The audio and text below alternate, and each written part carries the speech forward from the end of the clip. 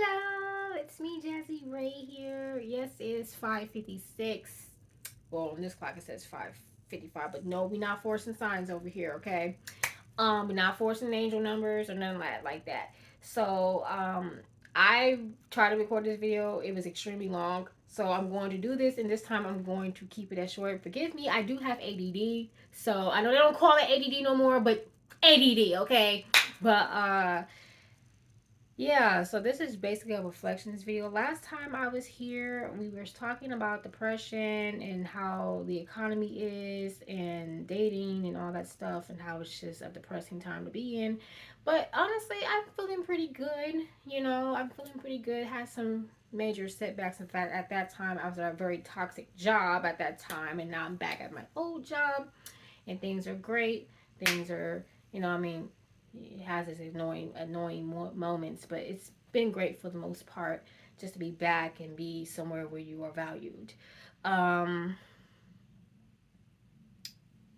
but yeah, and it's crazy because around this time last year, I was extremely depressed with job that I'm at now. Um, which is why I left and went to a new job, and that was a bust. So um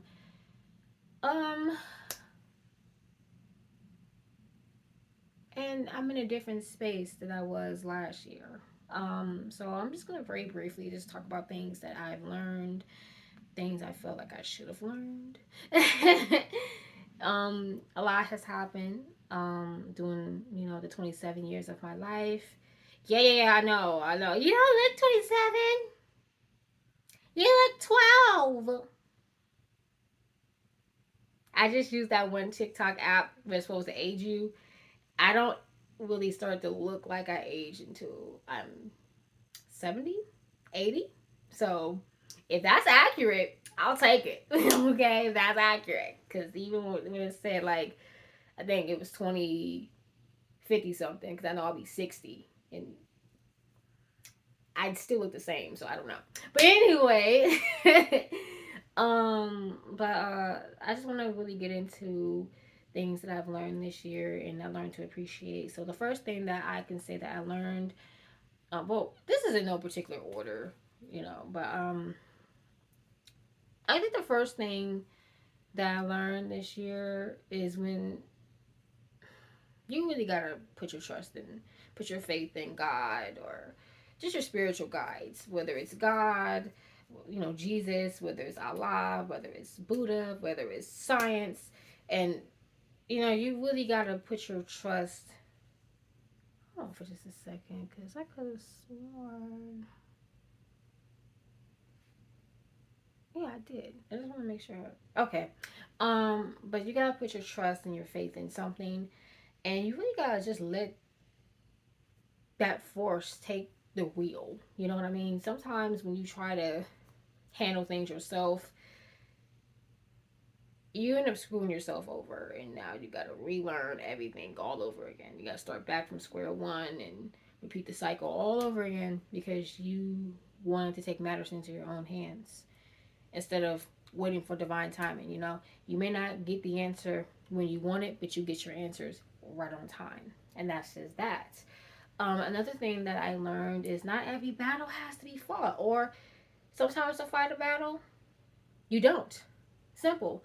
I had joined a couple TikTok lives, um, and it was discussing the rose situation with the brick. And I was simply trying to get these men to understand that they don't necessarily have to resort to violence, but they could have helped the men there could have helped the woman by making sure she got to the hospital, calling the police. You don't have to necessarily go to violence. And they kept on saying, well, men are naturally violent and this and that, and we got into an argument. I ended up trolling them in the end. They tried to straw man me, gaslight me, triangulate me, but I ended up being the last one standing. I'm a tomboy, so it's when you're hanging around your uncles and you're hanging around your boy cousins all the time, and even your mother, who's a tomboy too, you just learn how to troll. Naturally, I'm spitting. You learn how to troll, okay? So it's like you get in the ring with me, we gonna be battling to the death, okay? But normally when I do stuff like that, I'm like, yeah. I told them, yeah, I was the last one standing. Yeah. Same thing is going back to when I was a teenager, how I would get in an argument with my mom and say the worst things that would come to my mind. And now she's mad at me. And I'm like, yeah, I made her mad. That's what I wanted. But then it's like, damn, why did I do that? Because now she doesn't want to talk to me. She doesn't want to be around me. I had that same feeling when I was trolling these dudes that I didn't even know. And it wasn't so like I felt bad for doing that. It was more so like, damn, I tried to prove that they were some fools. But when you argue with a fool, you look like the bigger fool, or people watching can't tell who the real fool is. So not every, you trying to change the minds of people. I think that comes with being studying with Jehovah's Witnesses. Honestly, when when you're trying to convert people, you can't. You simply can't. And I tend to stay away from those lives now, unless they're talking about like astrology or something fun.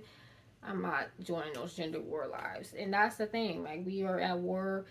Israel, Palestine, Congo. The elections coming up, which I'm neither Trump or Biden. Fuck both of them as far as I'm concerned. They on the same team, allegedly. But anyway, the gender war, the race war, generation war, LBGTQ and heterosexuals war, like, and most importantly, we're at wars with ourselves. That's the main reason that all these wars are happening, because we're at war with ourselves every day, dealing with depression, mental health, and addiction, toxic family members, toxic work environment, toxic friends, toxic relationships, period. Lack of money, lack of sleep, or any other necessities. So it's just like we're all struggling in some type of way. So all you can do is meet people where they at. They don't want to understand. Maybe they're just not ready to. And you just have to leave it at that. I was the last one standing on that live though, but it's just not working. The second live I was on. It was actually a very positive live. We all were kind of talking about the situation. Then we ended up talking about MySpace and back in the day, leaving the rock with it, all that stuff. It was a lot of fun. Um, what else did I learn this year? I learned to rationalize things. As far as like stop seeing things black and white. There is a gray area, and sometimes you do have to see the positives of every situation, even if it's like a situation that just really you go from 0 to 100. Um, and it kind of made me think of like my family, and just how I used to always blame my family for the reason why my life was the way that it was and why I have so much anger. Because but then when you think about it like that, it's like you can say, "Oh, my family's not like everyone else's." True enough, but it's like everybody's family has some sort of toxicity to it, you know, and it's really no different. Um, but I do realize that my family, there's no training book on how to be a parent, how to be a great grandparent, how to be a great uncle, how to be a great aunt, how to be a great cousin, sibling. There's no book on it. So it's like, I realized that some members of my family just didn't want me to repeat any cycles. Because really, you do have to heal your bloodline.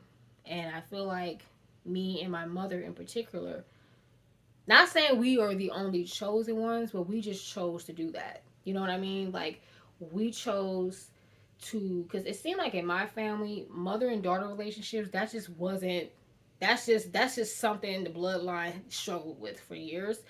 And I feel like me and my mother, and even on some level, my aunt and my grandmother, and my aunt and my mom and my grandmother, on some level, we healed it. Me and my mother are like this.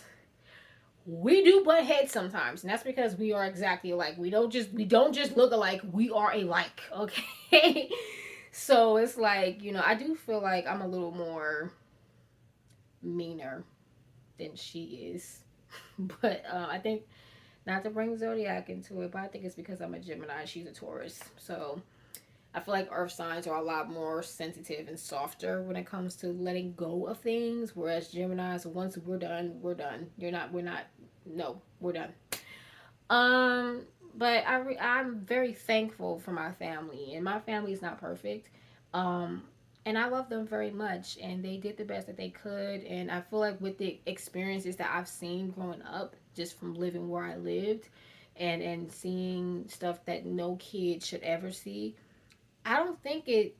I think it did affect me, but it affected me in a way to where I didn't make those mistakes. I didn't do what they did, and in a way, I feel like seeing that stuff protected me. That may sound crazy, but I think it protected me because